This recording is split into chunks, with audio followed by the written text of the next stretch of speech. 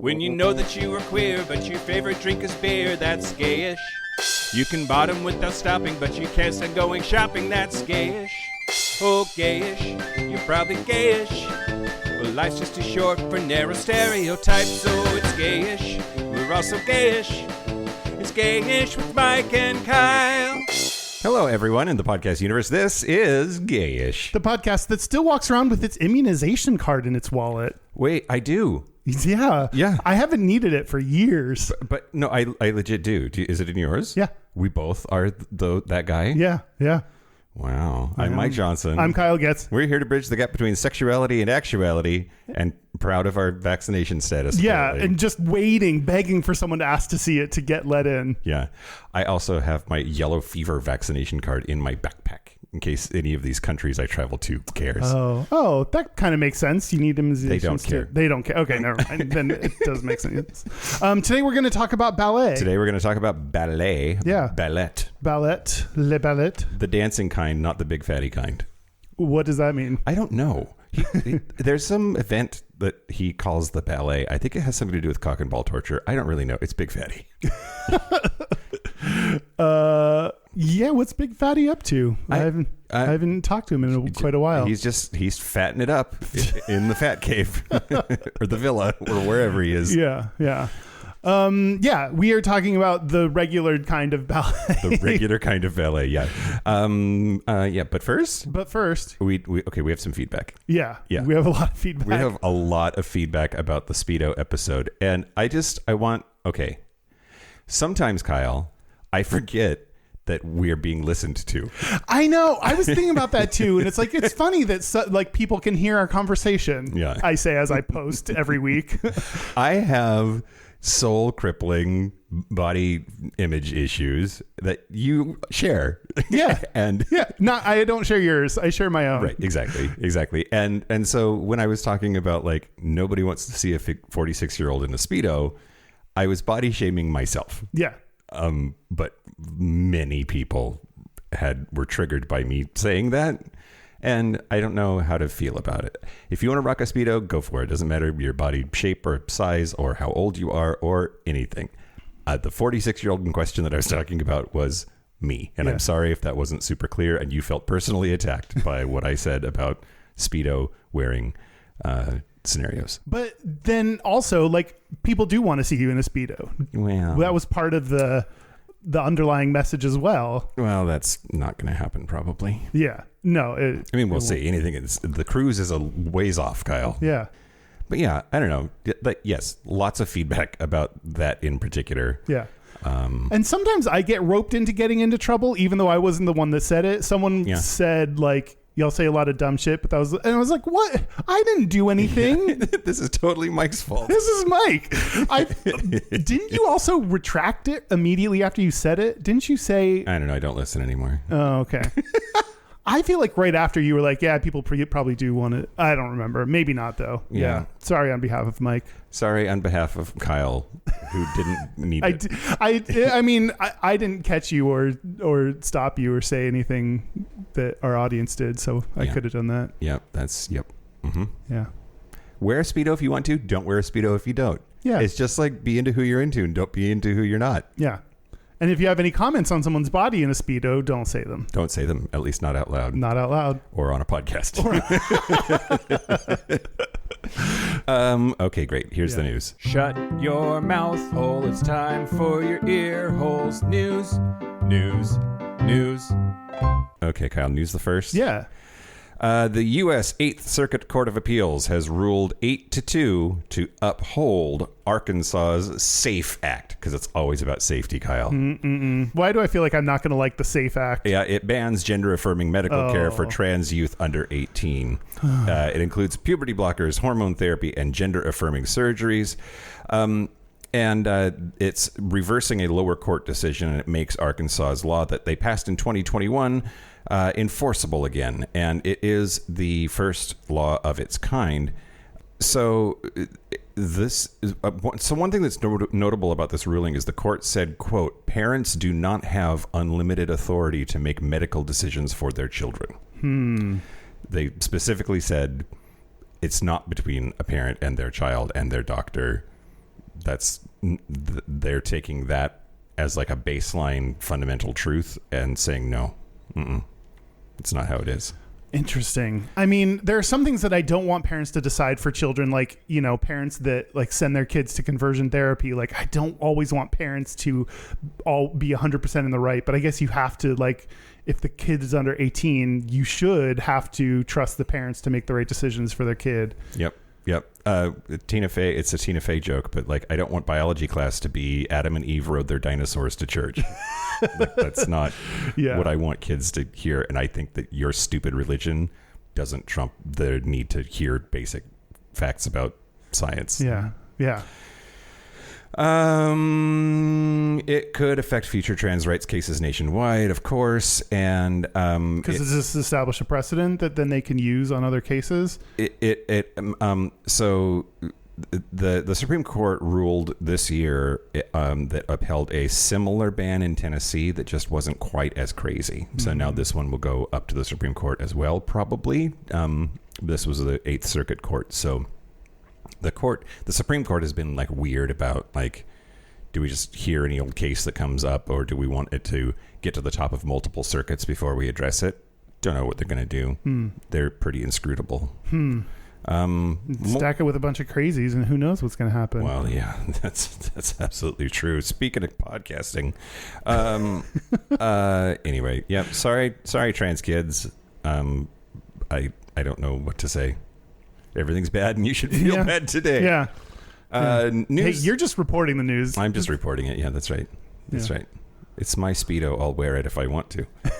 Cuba's National Assembly of People's Power approved groundbreaking legislation that allows trans people to self-declare their gender on official documents without requiring surgery or medical approval. This makes Cuba one of the most progressive countries in Latin America regarding trans rights. Wow. So they're moving forward, and while we are moving backward. And I would think one of the most progressive countries in the world.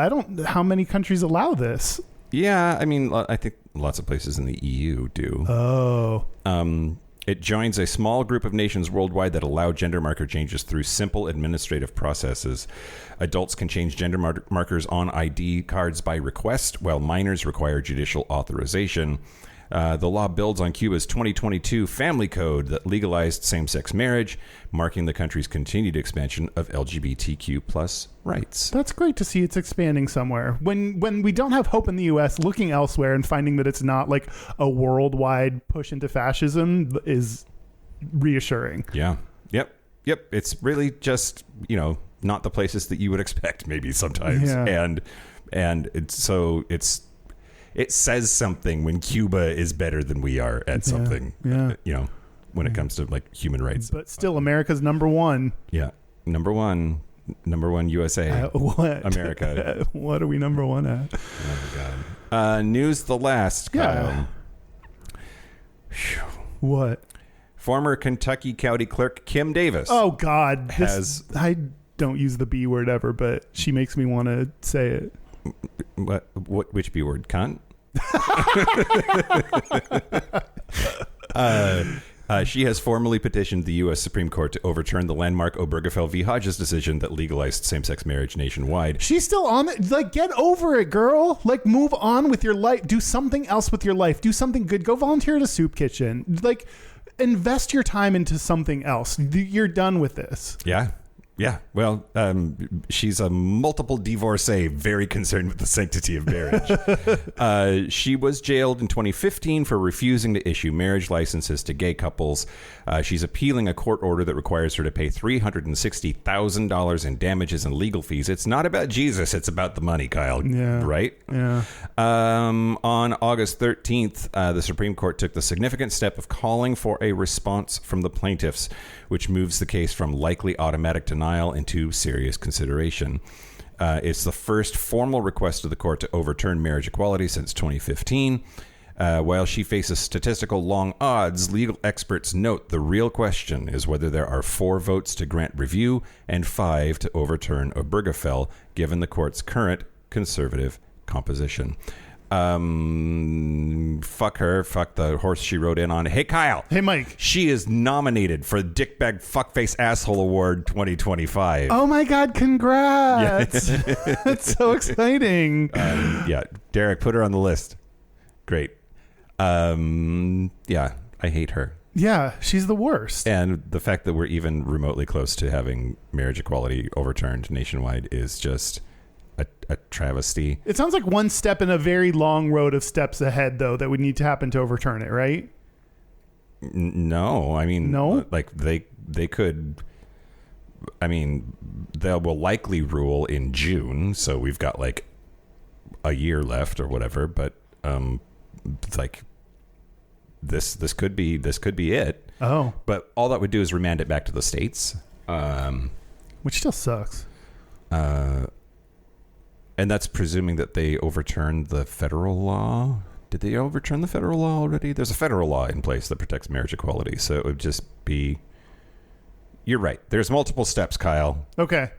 But none of them look great for us right now. Oh, God. Anyway, that's the news. Okay. Yeah. Speaking of... I got no transition.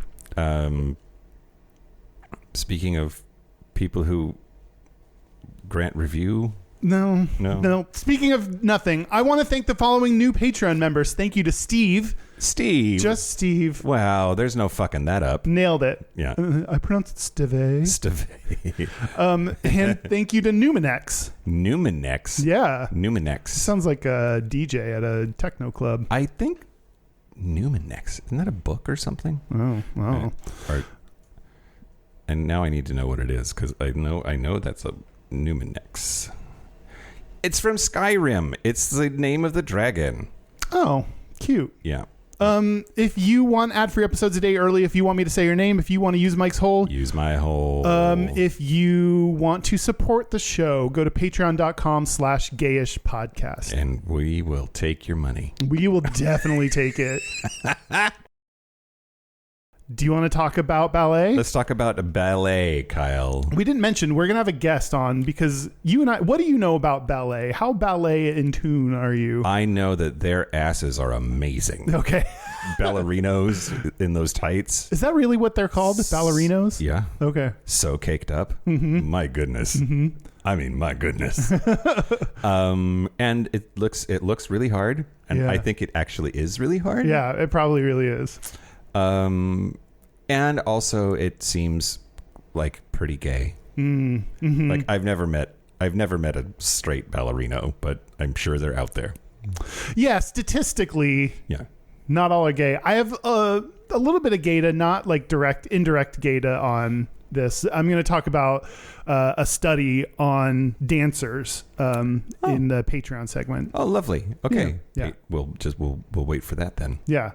Hold on to your butts. Hold on to your giant butts. I just realized that there was an episode of Home Improvement where Patricia, whatever her name is, shows Tim a ballet, and he had a hard time getting into it until he realized how athletic is, and this entire storyline was like, this reinforces the gayness of it is like he didn't understand it because it's like not football. Yeah. You know, yeah. Like straight dudes don't get ballet, and that was the entire message of this episode. Or the athleticism makes it mask enough to be okay to be into. Yeah, exactly. So ballet, I think, is... Although having a train run on you is not easy, right? What? Being the subject of a gangbang. Oh, that takes some athleticism too. Exactly. So straight guys, watch a gangbang. It's the straightest thing you'll do all week. Sure. Yeah. So I definitely agree. It's very gay. I don't understand. This is a gay stereotype I do not fit into for sure.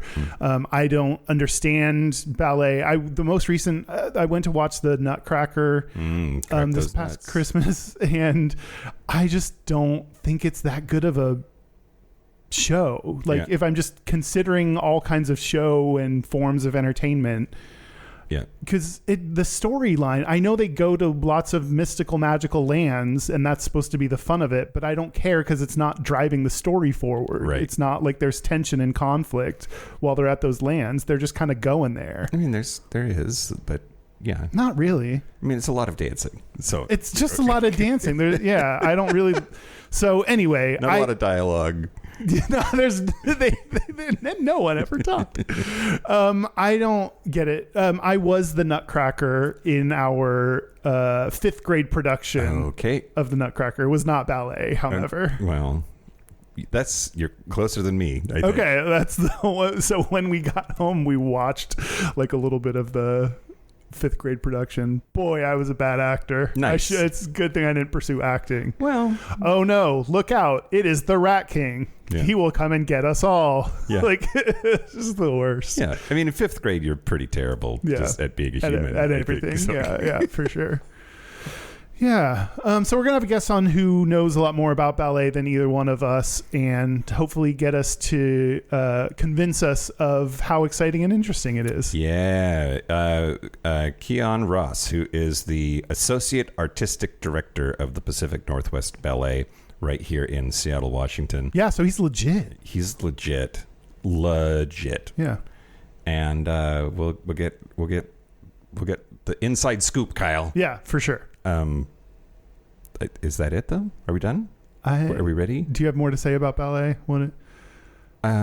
Every time I hear the word Nutcracker, I just giggle, and then I think about crushed testicles, and then I move on because I have ADHD. That's the extent. Okay, I can't. That's the extent of our interest in Nutcracker. Yeah. Okay, exactly. That's still why Big Fatty calls it the ballet. It's cock and ball torture. It's because it's a Nutcracker. Oh, his weird word association has some kind of logic to it sometimes. I really think that, like, on the evolutionary chart, he's somewhere on the Ma Johnson spectrum of, like, things that come out of his mouth that make sense if you dissect them. He's for sure on the spectrum. We're going to take a break. When we get back, we're going to have Kiyon Ross, who is the Associate Artistic Director of the PNB. You want to crack some nuts, Kyle? Let's crack them wide open. Let's take a break. This is the part where Mike and Kyle take a break.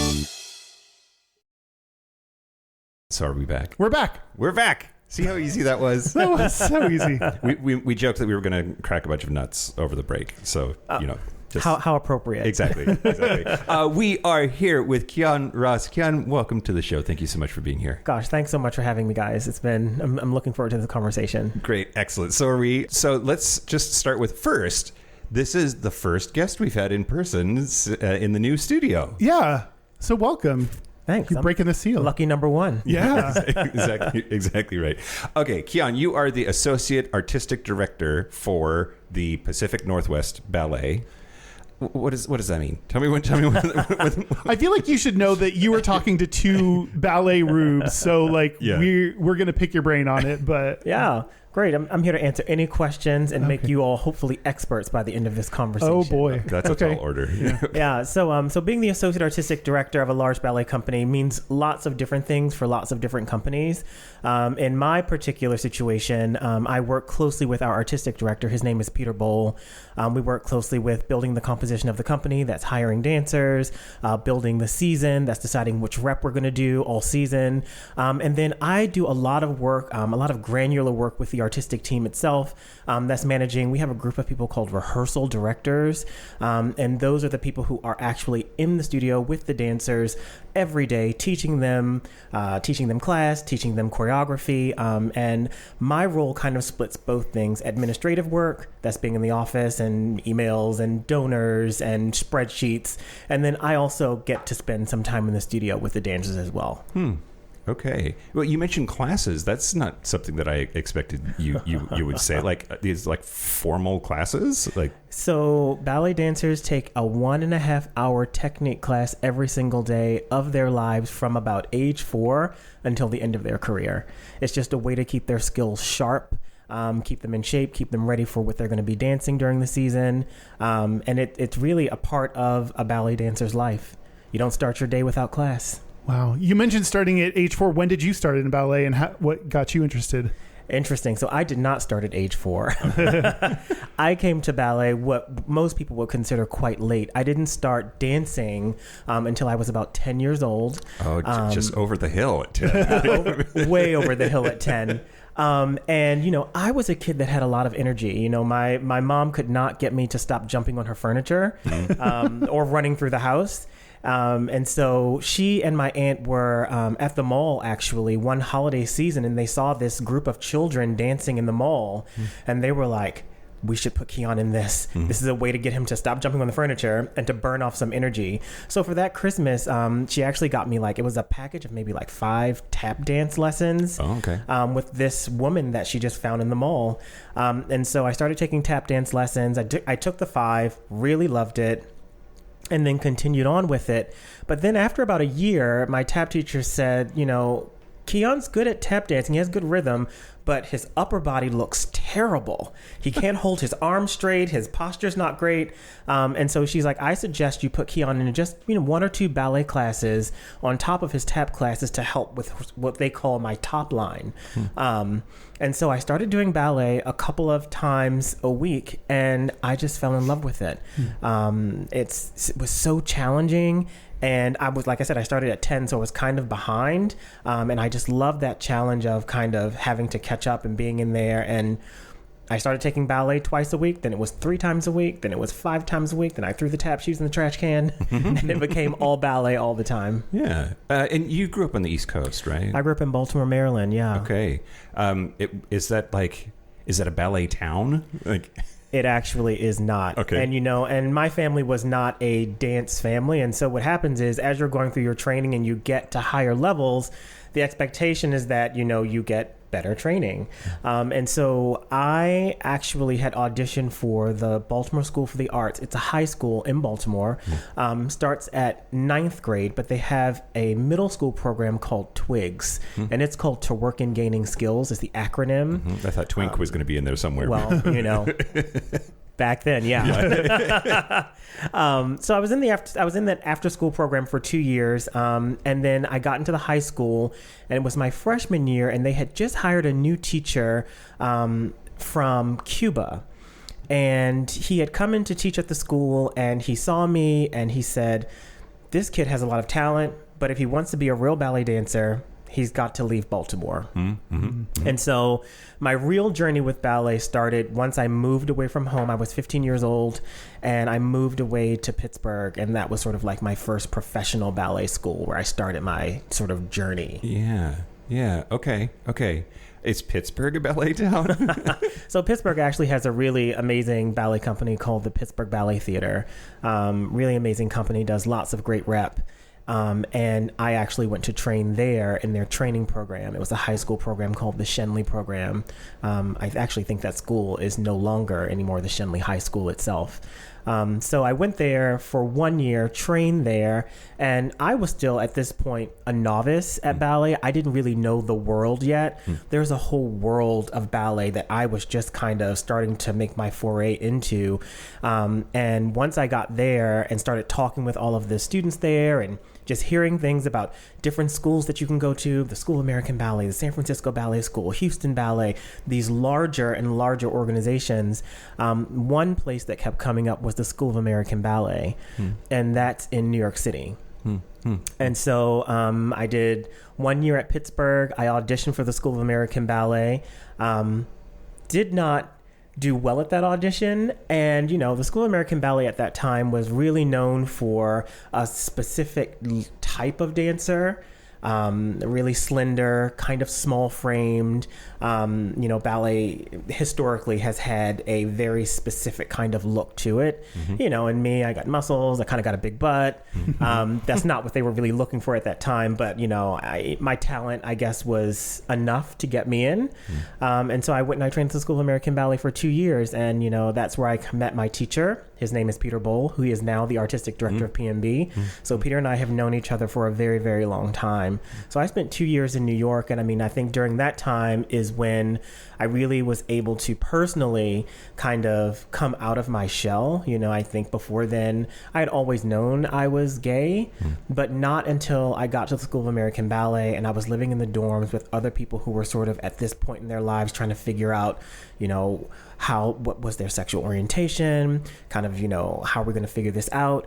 And you felt more comfortable when there are more people who are kind of going through the same thing that you're going through. And in Baltimore, growing up in a very Black neighborhood, in the Black community where it was not okay to be gay, it was almost like I had to hide that part of myself. So not only when I went to New York, I was able to kind of, you know, accelerate through my ballet training, but I was also having this sort of like coming of age moment in terms of my own gayness. Yeah. When you first got involved in dance is stereotyped as gay, and especially ballet stereotypes as gay. Did you realize that when you were first signing up for it or first involved in dance? And did that give you any kind of challenges in investing in it? Well, you know, I didn't realize it at the time. Like I always knew as a kid I was kind of different. I used to tell my mom from kindergarten I felt like I was not like the other boys in class. There was something about me that felt different than them. But, you know, once I started taking dance, you know, then the teasing came and once people knew that I was taking ballet, it was like, well, ballet is for girls and, you know, he's going to be an effeminate boy and why are you putting him in this?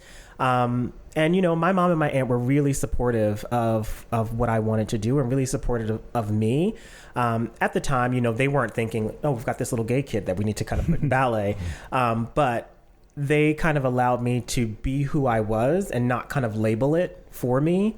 But it was hard. You know, it was hard kind of staying motivated and staying in it because knowing that you were going to be ridiculed at school and made fun of and called a sissy and called a faggot, you know, all of those things that were happening, you know, in the early 90s.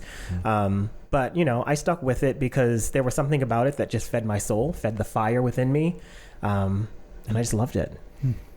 Something you said got me thinking. Yeah. You mentioned having a specific type of look, and when I think about ballet, that look is white. Like it's a very white stereotype as well as a gay stereotype. Is that true, or is that just me not knowing the scene very well? So no, you have spoke to this very well. You know, ballet is traditionally very, very white, and I think what's happening now, you know, historically ballet was white. When I was growing up, ballet was definitely white, and I think what's happening now, especially since like 2020, since, you know, George Floyd and all of that, is lots of ballet companies specifically are making a shift towards trying to diversify their companies. Now at PMB, 50% of our company is BIPOC. Great. And, you know, we have really put a lot of work and effort into making that happen by creating access and creating space for people to show up and be themselves, and create a really diverse company with a lot of diverse looks.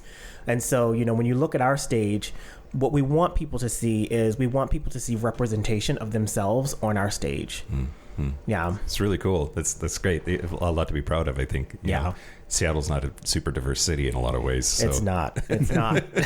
Yeah, I found that when I moved here too. Yeah. Well, so when did you move here? I moved to Seattle in 2000. Okay. Yeah, so about 25 years ago now. Long enough you've been around the block here. Yeah. Okay. You could say that. Yeah. We talked about it being gay and white. Are there other stereotypes or even misconceptions that people have about ballet?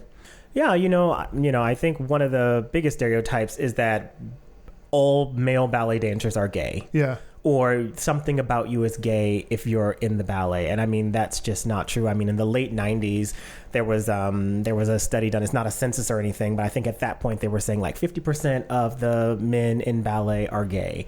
And I don't necessarily think that that's true anymore. You know, I think that we all know it's a spectrum, right? And so we have straight people, we have, you know, trans people, we have non-binary people, we have gay people. And so it's like, there's a huge spectrum of male representation in the ballet that's just not solely gay. And I think something else that's not talked about is there are actually women in the ballet who also identify as gay. And I think that it's still more challenging to be a woman and gay in the ballet than it is to be a man and gay in the ballet. Why is that? I think just because of the nature of, when people think about ballet, they have a specific idea of these really soft, feminine women. And I don't think the idea crosses people's mind that that woman in that tutu, who's the princess, could be a lesbian. Mm-hmm. Yeah. And she absolutely could. And, there are lots of companies around the country, like Queer the Ballet is a company in New York, and Ballet Tutu is a company in California, where their main focus is hiring men who dance on point, focusing on trans people who dance, because they just want to create, like I said, more representation and allow people to be themselves and show up on these stages and show that ballet is just not one thing, but it's multifaceted. Mm-hmm. It seems traditionally very gendered, right? There's the ballerino parts and there's the ballerina parts. And is there a place for non-binary folks in dance, or is that changing? I'm glad you asked that. Okay, great. We actually have two non-binary dancers in our company. Actually, one of those dancers has just told us that they are a trans woman. And so that's really important to us at PNB, and to find spaces for them to be themselves within the community at PNB, but also on the stage. And so one of our dancers, their name is Ashton Edwards. They are becoming a star at PNB, and most recently they just danced one of the most prominent female roles in the ballet in The Sleeping Beauty, Princess Aurora. And they danced it on point, and they were incredible. And so I think that, starting at the beginning of the pipeline and training, before it was very taboo to have boys at a young age training on point. But I think now, with dancers like Ashton and others around the country and around the world, starting to dance on point for boys is not as looked down upon as it used to be. Okay, you mentioned dancing on point a couple times. What does that mean? So dancing on point, there are special shoes that traditionally female ballerinas would wear on their feet, and they're called point shoes. And they're actually made of, you can think of it like paper mache. And so it's actually a lot of paper and glue just bound together in the front of the shoe to help them stay on their toes. And traditionally that was a female thing, and then male dancers generally dance in what we call flat shoes, and they kind of just look like a canvas, kind of like slipper. And so it only allows you to go up halfway onto your toes, where the point shoe allows you to go all the way onto your toes. It's super painful, yeah? Very, very painful. You can see those pictures of those like ballerinas, they take off their shoes with like the gnarly toes and the blood. Yeah, is that true? Is it that bad? It is that bad. It is painful. You spend hours and hours and hours in these shoes, but ballerinas build up a resistance to the pain, and they also build up calluses on their feet that help them do that. It's like the first couple of years is like brutal on the feet. And after, you can imagine, after 15 years of dancing on point, it's bad, but it's not as bad. You kind of build up a tolerance. Gotcha. I wonder if weight has anything to do with it too. Like male presenting bodies tend to be larger bodies, and whether that puts more strain on the toes and the feet and the ankles, for that matter. Well, for sure it does. But I think that it's the training and the technique that helps you be able to manage that. There's a company called the Trocadero de Monte Carlo, and they are an exquisite dance company. And, they kind of bring a drag element to dance. So they take all of the traditional stories that like Swan Lake, Giselle, The Sleeping Beauty, and they put sort of a drag spin on it. So they make them really comical and really accessible to people. But I don't want to take away the fact that those are also excellent dancers. And to be able to do that, to be able to make a parody of the ballet, you have to be an incredible dancer to start with. What percent, you mentioned like there was an estimate of 50%, like what percentage of male ballet dancers would you estimate are straight? Probably, I would say nowadays, probably like 40%. Okay. Yeah. So I think you're right that people assume that they're all gay, and in addition to there being more identities in the LGBT umbrella, there are also straight dancers. Are the straight dancers overly vocal about being like super straight so they don't get stereotyped as being gay, or do they roll with it? Like, what's their attitude? So, I think that like in the early 90s, you know, everything is kind of a spectrum. In the early 90s, I think that there was like this spectrum of like this pendulum swing where like the guys who were straight in ballet companies were overly straight, a little misogynistic, a little like, you know, womanizing, and always wanted to be with the girls and always dating the ballerinas in a way to kind of prove that they were straight. But I think over time that has definitely changed. Like there's not as much machismo, I would say. I can only speak for my company right now, especially in my company. I think that if you're a dancer, you're not trying to prove that you're straight or gay. You're trying to prove that you're an artist, right? And so I think a lot of that has kind of toned down over the years. Yeah, I mean, and also, you know, to be a dancer and to dance something classical, you do have to have a certain softness about you. That doesn't mean that you're effeminate or anything. It just means that you have a softness, a soft soul to you, you know? I like that way of thinking about it. Yeah. We've talked about age a couple of times, sort of indirectly, but like what's when do most dancers sort of age out? What's normal retirement age for a dancer? You mean, when do we get over the hill? Right. Yeah. Girl, I'm pushing 50 now, so I just got like, you could still be dancing in some places. Well, be careful what you wish for. Maybe, I don't know. I would say for female dancers, they can probably dance until their mid 40s. And I would say for male dancers, it's probably like late 30s, like early 40s. Although we have a dancer in the company who he is 42 and he's still dancing incredibly. So, you know, some of it just depends on genetics. Yeah. But I would say right around 40 is when most people think this body can't do this much longer. Yeah. The knees, the back, the ankles, you know, because as a male dancer, you spend a lot of your time lifting the ballerinas or, you know, the point dancers above your head, you know, and that puts a great strain on your back and your knees and your ankles. And so, you know, it's like weight training every single day. Yeah. So, I mean, you clearly have one potential career path. What are potential careers then for ballerinas to do after they're done dancing? So lots of companies now have started like post-career programs for their dancers, knowing that a dancer's career is short.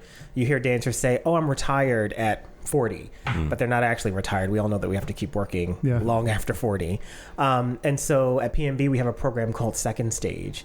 And the Second Stage program is a program that our donors donate to and our dancers also donate to help fund their futures after the stage. And so there's a college track. We have a partnership with Seattle University where dancers can take classes to earn, you know, a bachelor's degree.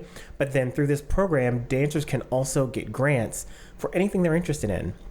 Pilates training, life coaching. Some dancers have gone on to start their own fragrance line. Some dancers have gone on to start their own clothing lines. And so, you know, this kind of seed money is there to help you kind of explore those things while you're dancing. So after your career, you have something to do. So what I did was I actually took the Seattle University route and I finished my degree in Seattle University. I have a degree in arts management from SU. Oh, wow. Okay. Yeah. Oh. Did you always know that you wanted to continue doing something in dance once you were retired? So, or did you have to discover that along the way? So me, yes. I knew I always wanted to stay connected to the art. I wanted to either teach or choreograph or work in arts admin. But some people, when they hang the shoes up, they're like, that's it. I need to do something completely different. I mean, because you can imagine when you're in it, it's all consuming. Like that is your whole life is ballet. And so, you know, pivoting your focus and trying something new is refreshing for a lot of dancers. And some dancers are just like, I did it for 25 years and I need to do something else. But I'm a masochist, so I stayed. Do you have a favorite ballet? I have many favorite ballets. One that comes to mind is A Midsummer Night's Dream. Okay. And in that ballet, when I was dancing, I got to play Puck. So I got to be a forest sprite, which who doesn't want to be a forest sprite and prance around and cause mischief? It's one of my favorites. I mean, I think it has everything. It has love, it has tragedy, it has magic. It's kind of a ballet that encompasses everything. Yeah. What's your favorite thing about ballet? My favorite thing about ballet is the fact that it can transport our audiences and create an opportunity for them to experience something beautiful in a world that's otherwise sometimes not as beautiful. I think that ballet, it tells stories. It is transcendent. I don't know. I just think that we all need beauty in our lives, and I think that ballet is one of the places you can go. I was going to say one of the last places, but that's not true. But one of the places you can go to kind of escape. It's like escapism. You know, for the 2 hours that you're in the theater, you get to experience something that is otherworldly, and you watch these people perform these things that are, you know, that seem not human, not of this world, and it's just an incredible experience. I was talking to someone today. My husband plays games, and he's right now at home playing a 12-hour board game. Nice. With some friends. Which one? What's it called? Oh, I don't really know. Is it Twilight Imperium? It is that one. Is it? You nailed it. That's what they're playing. Mike is a big board game fanatic, so I am not a gamer, so I would not have known that, but you plucked it right out of your mind. So yeah, they are playing that, and I was talking to one of the guys there, and he, you know, told him I was in the ballet, and he said, "Oh, I love that." He's like, "Every time I go to the ballet, I just feel like it's magic," and that's what it feels like. It feels like magic. What is the season like? Like what kind of a cadence does the company follow? So the season is 41 weeks long for our dancers. We do 6 reps. Those are a series of performances plus Nutcracker. So Nutcracker's the big one. Yeah. Does Nutcracker just like pay for the rest of the year? You got it. Yeah. Nutcracker is the cash cow. Yeah. Yeah. I mean, it makes sense. Like, Yeah. I think that's the only show that I've seen here, Yeah. and I've gone a couple of times. Yeah. And there's lots of butts and seats. What I was going to ask you, though, is for somebody who maybe has seen the Nutcracker once and that's about it, what would be like the next ballet they should go see? Like what should I go see next to like take the next step on the journey as an audience member? I think you should see a mixed bill. Okay. A program that has 3 different works on it. So PNB does about 2 of those every year that have new works. And I think that people have a misconception that ballet is one thing, that you're always going to see tutus, you're always going to see, you know, people moving softly and beautifully. It's going to be a story about a prince and a princess. They're going to fall in love. But all ballet is not like that. We have some really cutting edge choreographers coming in these days who are creating just magnificent works, telling different kinds of stories. Lots of like contemporary works with male on male choreography, female on female choreography, just really high energy work. And I think that is where you get a real sense of the evolution of ballet as an art form, that it's not just the pretty soft things you see, but ballet actually has a dark side and an edge to it. Which ballet is the most naked? That's what I want to know. most male nudity is Mike's target. Yeah. So there is a ballet called Petite Mort. It means little death, or in French, it actually means orgasms. Yeah. Yeah. And that ballet has the most nudity you will see in the U.S., I would say. Wow. You know, in Europe, they are not afraid to show everything. You know, they do a lot of risky ballets over there where you see everything. So there's a work called Bella Figura that they do in Europe. By Yuri Killian, and the women are topless in the ballet, and you know the men wear just little briefs. I don't know why I don't see that going over well in Seattle. Is that okay? Yeah, we've done a couple of works from Europe that they do more scantily clad in Europe, but we've had to kind of, you know, make it more appealing to the American eye. Yeah, sure. We've mentioned stereotypes about dancers themselves, but what about the audiences? Are there any stereotypes that come along with being like an American or a even Seattle-based audience member? We mentioned that we're a little bit more reserved in our taste, maybe. Yeah, I mean, I don't think there are that many stereotypes about our audiences. I mean, I think in general the stereotypes used to be you're going to go to the ballet and you're going to see a bunch of like old white people, you know, at the ballet, staunch conservative. But I mean, our audiences are actually quite diverse. And one of the things I love about our Seattle audiences is that there's no other place you can go where you see a woman in a ball gown and diamonds right next to a person in a flannel shirt and Birkenstocks and socks. Yeah. Yeah, we don't dress up for shit. Yeah, come as you are, really.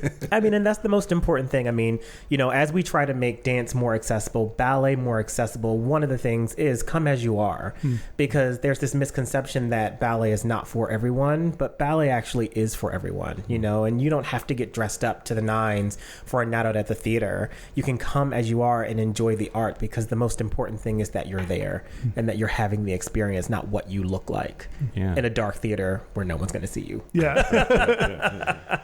What's the price point? Like if somebody wants to come see a ballet on a Thursday night or something? Yeah, so we have actually a pay what you can night. Oh. It's our second weekend of shows. So usually we do 2 weekends of shows of all of our rep performances, and on the second Saturday is a pay what you can night, and that is so that everyone has access. But typically the tickets range anywhere from $30 up to $400. Yeah, based on where you're sitting. Depending on where you want to sit. Mm-hmm. Yeah. What's the best vantage point in the theater if you want to go? Gosh, in the dressing room. You would need a private backstage tour for that. Luckily, you know someone. Right. Yeah. I would say the best place to sit is probably like in the back of the orchestra, because you get the full vantage of the stage and you're close and you can still see the dancers' expressions and everything. Yeah. But some people who come multiple times, they'll do one time where they sit there and one time where they sit up in the house so that they can see all the formations and things. It just depends on what the ballet is and what's happening. Yeah. If there's a lot of moving parts, you want to be further away from it. If it's a more intimate work, you want to be closer to it, to the action, especially if you want to see, the butts. Yeah, definitely want to see the butts. Yeah.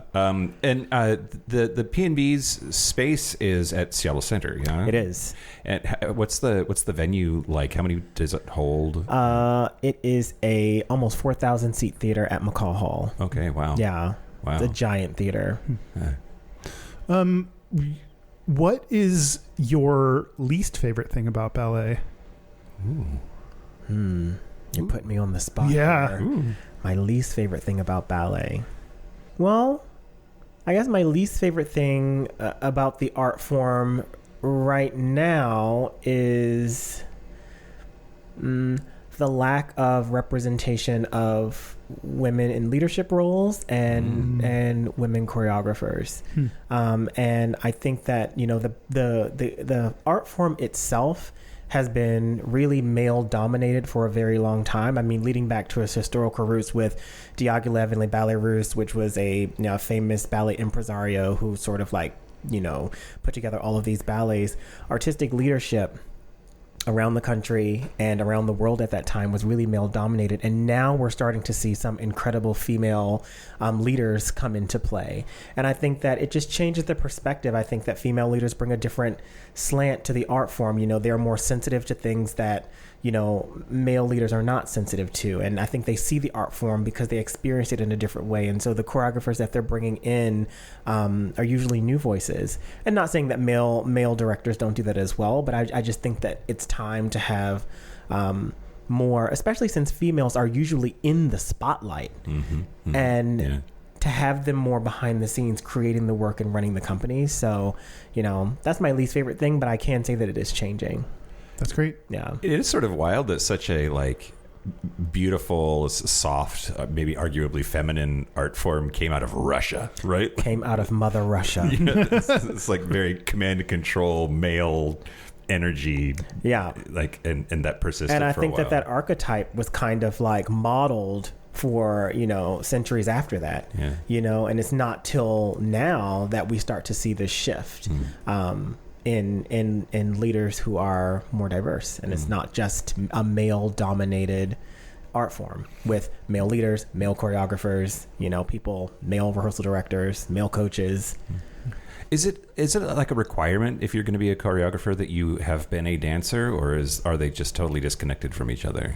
I think that you need some dance experience, right, to kind of create the art, but you don't have to have had an illustrious career to be a dance creator. And, sometimes, how they say those who can't do teach.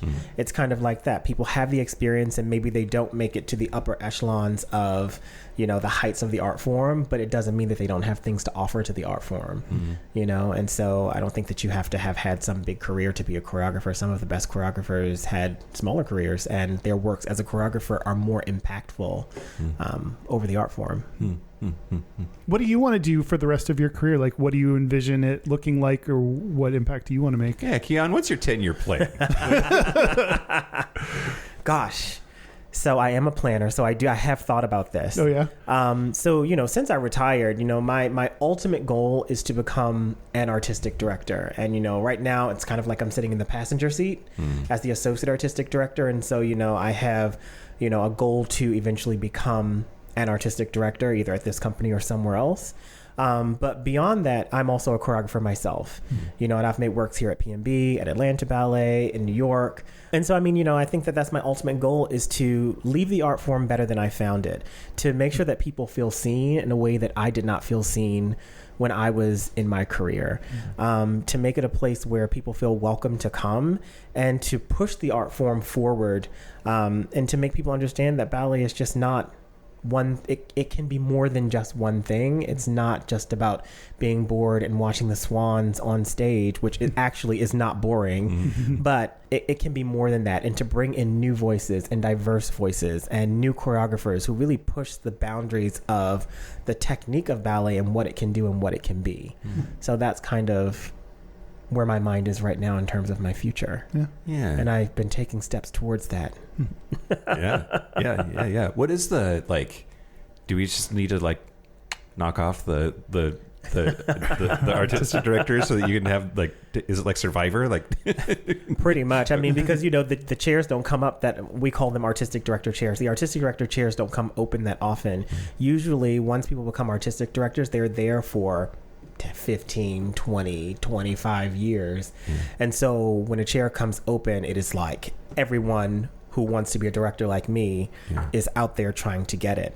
And it's a brutal process to get it. It's lots of interviews, boards are reaching out to people. There are headhunters that come out and are looking at certain people. And, really it becomes, what it's about is the relationship between the company and the person who they hire, and what that person can do for the organization to help it continue to grow and to expand. And that could mean donor relations. That could mean someone who is a choreographer who can bring their work there.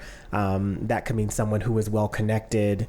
So it's lots of different things. It just depends on, in the moment of where that organization is, who the right person is for that job. If there's a chair that opens up at your home company, do you have a leg up because that's your home base, or is it not work that way? Well, I've spent 25 years at PNB, so I hope that I would have some sort of advantage over anyone else who came to apply for the job. And, not just spent 25 years there, but I was a dancer. I was in the school as a professional division student. Then I danced for the company and was a soloist. Then I worked at the school. I taught in the school. I taught in our outreach program. I managed our choreography program, which is called Next Step. I went to school and got that degree, and then I went back and worked as the director of company operations. And then just a few years ago, I was appointed associate artistic director. So, all of those steps, this has been like the longest apprenticeship of my life. So, I hope that the board will take that into consideration when it's time to think about who's going to take the seat after Peter. Yeah. Sort of pivoting a little bit, how did you and your husband meet? And does he like ballet? So my husband and I met. It's a funny story. One of the donors at PNB actually had tickets to Cats when it was coming through Seattle at the Paramount, and this was in 2009, so Craigslist wasn't like people know it. Right. I did post a little something on Craigslist saying, hey, I have an extra ticket to this thing. Does anyone want to come with me? And, all day long, I had been getting posts from the weirdest people. Yeah. And it's a good way to get murdered. It is a good way to get murdered, and I could have gotten murdered on this date, I guess. But I was like, after the end of the day, I had decided I'm just going by myself. These people are too weird. No one seems normal enough to go, so I'm just going to go by myself. At the very end of the day, it was like 5 or 5:30. I get a message from Tyler, and he's like, I don't know if the ticket is still available or not, but, I'd like to go to the show. And if you'd like, I can take you to get something to eat before, just to thank you for the ticket. But if it's gone already, it's okay. And I was like, oh, a normal person. Finally. Yeah. And so Tyler and I met, and we went to dinner. And he likes to tell this story like, I went and I bought a brand new outfit to go to this dinner with him, so I looked good, which part of that's true. I did kind of do that. And then we went to the show, and we never stopped seeing each other after that. Wow. Yeah. Wow. All I have to do is post on Craigslist, and I'll find love. That's all you have to do. I think We've cracked it. We found love in a hopeless place. That's what that song is about. It's Craigslist in the early 2000s. Yeah, exactly. And and Tyler, we started dating, and I was still dancing at the time, and Tyler came to all of my performances. Oh. And back then he didn't know anything, and so it was nice to have him in the audience, because he was like, it was great, it was great, it was great. And now that he's been to 15 years of ballet now, he knows a little bit more, and he's like, that wasn't so great. So he kind of knows what he's looking at now. So he has opinions. Yeah. Yeah. Oh, that's awesome. Something that we haven't talked about yet is when I went to search for what percentage of gay ballet dancers there were, I was trying to figure out if there was any information on that. I started typing what percentage of ballet dancers, and the autocomplete was have eating disorders. That was the first result. That was the first thing that popped up. Is that common in ballet? Not as much as it used to be. Okay. Unfortunately, as I mentioned earlier in our conversation, ballet has a specific look. And, unfortunately, back in the day, there were dancers who would harm themselves in this way in order to fit in order to what they thought they had to do to keep their jobs. And now, companies have gotten more sensitive to that. And so eating disorders, I can't say 100% that they don't exist in our industry, but I will say that they're not as prevalent. And also at PMB, we have an on-staff nutritionist and on-staff mental health care professional that dancers can talk to if they're starting to feel issues come up. So just really thinking about how we can take care of the whole person and not just the dancer part of them. Yeah, that's great. Yeah, that is great. I'd forgotten that that's a stereotype, but it super is, at least for the ballerinas, right? Yeah. Well, it was common amongst male dancers as well. Really trying to stay small, try to stay slender, and they would harm themselves as well. And I think that was also a misconception that only the female dancers had eating disorders, but it was also male dancers as well. Yeah. But luckily, we are moving away from that, and people are eating food. They do like to eat. Okay. How many dancers wear a cup? Because there's some bulges that happen. Oh, we don't wear cups in ballet. No, we wear something called a dance belt. Okay. So it looks like a cup, except the front is not hard like a cup. It's actually soft, and that's we wear that so that you don't get like unibooty is what we used to call it, where your butt just kind of looks like one thing, but because it's a thong, you kind of get to keep the nice shape. Yeah. Oh, I didn't realize you were thinking about these things. Oh yeah. See, you've called the jockstrap the push-up bra for the butt, but I think maybe a dance belt is okay. I'll wear answer. a dance belt next time I get railed. Kiyon, so just closing thoughts, words of wisdom. If somebody out there is interested in ballet, wants to learn more about it, what should they do? Whether that's an audience member or dancer or both. I would say find an opportunity to find live performance in your city. Find an opportunity to go see live ballet in your performance, because there's something different about watching it online. The clips that you see online, that's not the true art form. The true art form is to experience the true art form is to sit in the theater and to be swept away by the magic and beauty of dance. And so wherever you are, if you're interested in ballet, I would say try to find that experience, because there's nothing like it. It's really cool. Yeah. Well, do you want to take a break? Yeah. Let's take a break. Let's take a break. Crack more nuts. This is the part where Mike and Kyle take a break. Are we back? We're back. We're back. We are going to do our Gayest and Straightest. We're going to do our Gayest and Straightest, but first, Kiyon, if People want to know more about you, what you're up to, what your people are up to. Just tell us all the things. Yeah, if you want to know what I'm up to, you can follow me at Keycon82 on Instagram. And at the ballet, if you're in Seattle, our first rep of the season is George Balanchine's Jewels. It's emeralds, rubies, and diamonds. It's a beautiful ballet, and that runs from September 25th through October the 5th, and there are 7 performances. You can get your tickets at pnb.org.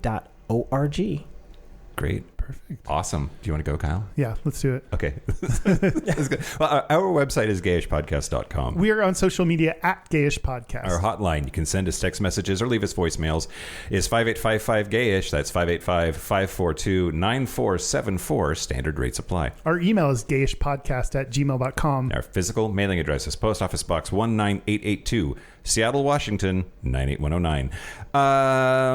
Okay, so if you are one of the people who's gotten selected by the Podcast Awards to be a voter, please just in case there's a chance. Like if you were part of the nomination process, make sure that you didn't have a ballot sent to you that went to like your junk mail. But like you need to vote. Yeah. And vote for us. Yeah, I was going to say you have to vote for us if you're not, don't vote for if you're not going to vote for us, don't do anything. Yeah. And then also there's still tickets for the cruise if you're interested in coming along with us on the cruise. That's February of 2027, so you have plenty of time. That's gayishpodcast.com/cruise. And we're still selling books. Still selling books. You can still buy it on the internet. You can still buy it on everywhere books are sold. Everywhere books are sold. gayishpodcast.com/book. Gayest or Straightest? Yeah, let's do it. Do you want to go first? Yeah, I'll do it. Okay. My Gayest is getting a haircut. I got a haircut on Friday, and they say that gays are most powerful after they get a haircut. So that's that was my Gayest of the week. You've had gayer haircuts though. Oh. You've recharged for sure. I like the look. It's very fresh. My straightest thing is, well, maybe it'll be this now.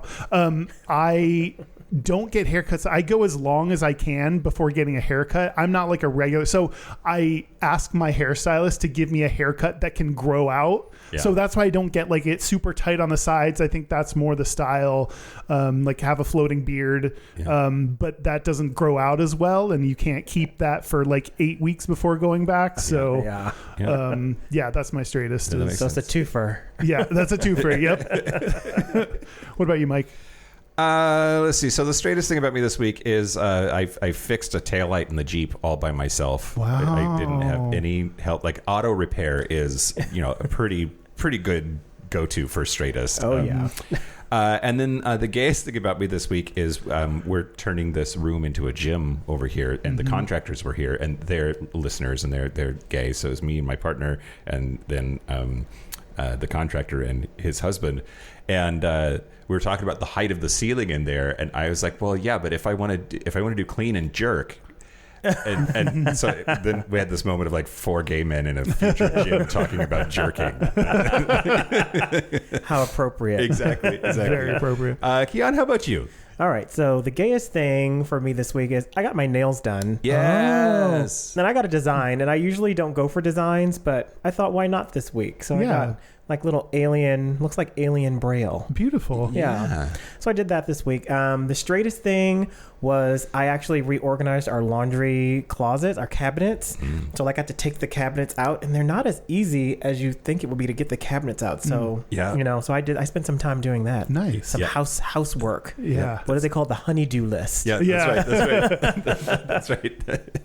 Well, excellent. Kiyon, thank you again so much for being here and talking us through all of this. Really, really appreciate you. Gosh, thanks for having me. It was so fun talking with both of you. Yeah, so glad to have you. And also I want to thank our super gap bridgers. Thank you to Locomotive, Simon Srirachi, Kaylee Adams, Kid Oliver, Kobe Gordon, Squoggle, Andrew Bugby, William Bryant, John Crowley, Stephen Porch, Yost Osel, Jonathan Montanius, Forrest Nail, Steve Douglas, Explosive Lasagna, Michael Cummington, Thomas B., Dusty Sands, A. Coleman, Chris Ketchatorians, Jerome York, and Cian and Javi. Thank you for your support. Thank you for your money. That's it. This has been Gayish from the Chris Ketchatorian Studios. I'm Mike Johnson. I'm Kyle Getz. Until next week, be butch, be fabulous, be you.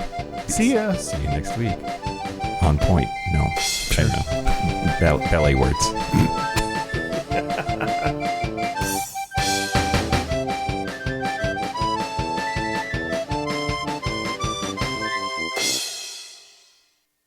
News the second. Cuba's National Assembly of People's that in Power. mass.